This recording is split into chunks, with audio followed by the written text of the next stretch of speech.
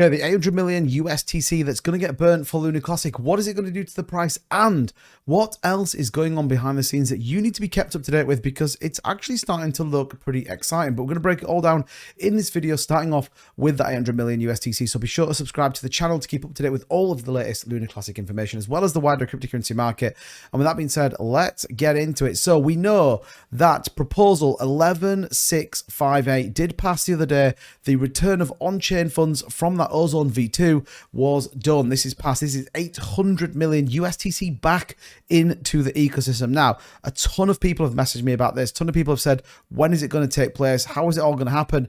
And fundamentally, we have to work through the other proposals. Obviously, where they're all interlinked, then they could have a resounding effect on the outcome. So that's what they have to work through, get through all the proposals, and then the burn can take place, and then we will get rid of the supply. So you might be thinking, okay, that still doesn't really make much sense, but currently we still have a number of proposals that are linked into 11658, namely the 11660, which will pass tomorrow about 11:15 a.m. my time in the morning, and that is a significant pass on the threshold. 11663 is a slightly different variant, again, in case 11658 does pass. This one, however, does look like it is going to fall short, and this one was about removing the funds and putting them into the L1 team, the L2 team, as well as marketing, repeg efforts, everything but burn the coins. And we talked about this yesterday a little bit in my live stream, in the sense that we never had these tokens to start with. They were never part of a thought process.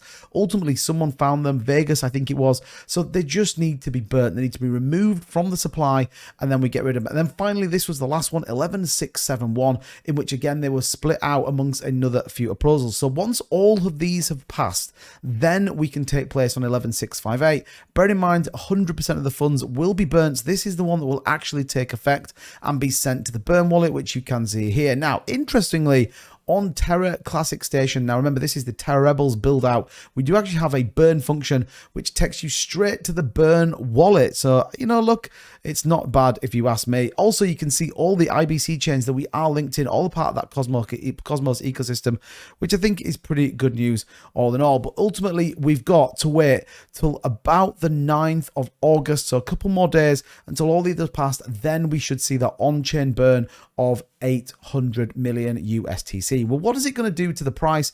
We can see there we've got 9.7 billion is the total USTC supply. We're losing about 25,000 each day. So we're going to take nearly 10% of the circulating supply out from USTC, which I think is a good news. It will certainly have a significant impact on that, as opposed to removing LUNC. Now, still about 40.5 million Lunar Classic burnt on the day, which we continue to bring that down as a deflationary nature. What does it look like in terms of stats? Once again, we see some undelegations, which isn't a surprise. I think a lot of people are certainly converting into USTC. And again, if you want to see how you do that, let me know, and I'll do a bit of a walkthrough in terms of the wallets. But you can convert LUNC, you can convert LUNC to USTC, likewise USTC back to LUNC, all within the station wallet. And again, utilizing that function to really maximize what your potential is.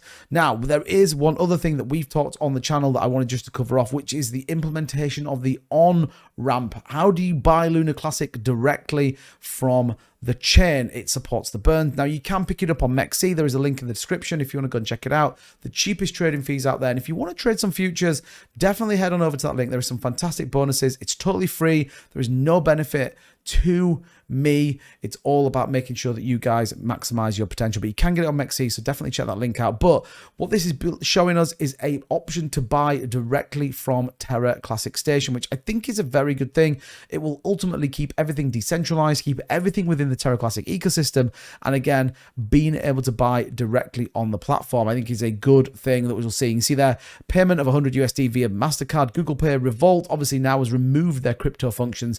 Again, this will just onboard some other payment methods, but means people can buy directly on Terra Station, get used to it, and then also making sure they're getting those validator rewards and refilling the pool. So I think, look, all in all, it's a very good thing if you ask me, and I think for where we sit, there is more to come with Terra Classic. Again, this build out for the Terra Classic Station, we can see a couple of interesting things.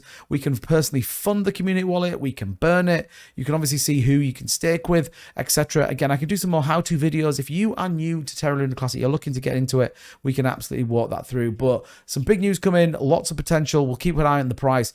That's going to do it for this video. As ever, thank you so much for watching. If you're still bullish on Luna Classic, you know what to do. Smash the subscribe button, and let's smash 200 likes on this video. Over to you. Thank you so much for watching. I'll see you in the next one. Bye-bye.